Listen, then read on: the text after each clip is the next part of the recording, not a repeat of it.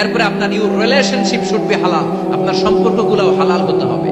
এখন নতুন নতুন টার্মিনোলজি বের হয়েছে, আগে এটি শুনতামই না। এখন বলে হুজুর আমার জিএফ, আমার বিএফ। কি রে জিএফ কি? কয় হুজুর জিএফ মানে গার্লফ্রেন্ড, বিএফ মানে বয়ফ্রেন্ড।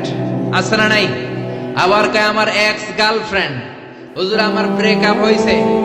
আবার কয় হুজুর ক্রাশ খাইছে, ক্রাশ। আছে না নাই? ওই যে পোলাপান হাসে, মুরব্বীরা বুঝে নাই। আহা, এগুলো করা যাবে? এই জন্য আপনার যে সম্পর্কটা, প্রেম করতে মনে চায়, বিয়ে করার পরে বউর সাথে প্রেম করবা, সব আছে না নাই? আপনি আপনার হাতটা বিবির হাতের সাথে মিলালে 2 হাতের সগীরা গুনাহ মাফ করে দেয় কে? আপনার বিবির চেহারার দিকে তাকালে চোখের সগীরা গুনাহ মাফ করে দেয় কে? তুমি সুন্দর তাই যে থাকি, সে কি মোর অপরাধ? বিবির দিকে, স্ত্রীর দিকে তাকাইয়া সুন্দরী বলে অপরাধ নাই, কিন্তু শালীরে সুন্দর বললে অপরাধ আছে না নাই? ভাবিরে সুন্দর বললে অপরাধ আছে না নাই? চাচাতো বোন কাজিনদের দিকে তাকাইয়া সুন্দর বললে অপরাধ আছে না নাই? এজন্য ইউর রিলেশনশিপ শুড বি হালাল।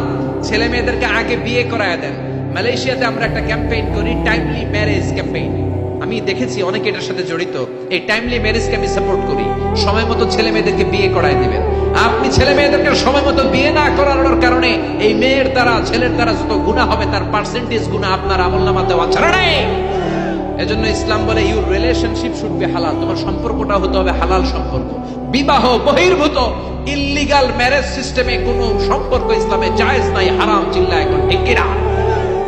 এরপর ইসলাম বলে ইউর এন্টারটেইনমেন্ট শুড বি হালাল। আপনি যে বিনোদন নেবেন, ইসলাম বিনোদনেও বাধা দেয় না, তবে আপনার বিনোদনটা সুস্থ বিনোদন হতে হবে, আপনার বিনোদনটা হালাল বিনোদন হতে হবে। এখন টেলিভিশনের মধ্যে মেয়েদের রেসলিং খেলা আছে না নাই? কোন মুসলমান মেয়েদের রেসলিং খেলা দেখতে পারে নাকি? আবার ক্রিকেট খেলার মাঝখানে ছক্কা মারলে চিয়ার গার্লসরা দুম্মা চলে দুম বলে নাচানাচি শুরু করে, আছে না নাই? যেই খেলার মাঝখানে ছক্কা মারলে উলঙ্গ মেয়েরা নাচে, ওই খেলাও মুসলমানরা দেখতে পারে না। চিল্লা এখন ঠিক না? এই জন্য আমাদের কালচার হবে ইউনিক। হারাম কোন ধরনের বিনোদন মুসলমান গ্রহণ করতে পারে না। মুসলমান গ্রহণ করবে হালাল বিনোদন। তার মানে your food should be halal, your drinks should be halal, your income should be halal, your relationship should be halal, your entertainment, আপনার বিনোদন should be halal। আমাদের পুরো জীবনের অঙ্গনটারে হালাল দিয়ে সাজাইতে হবে। রাজি আছে মুসলমান?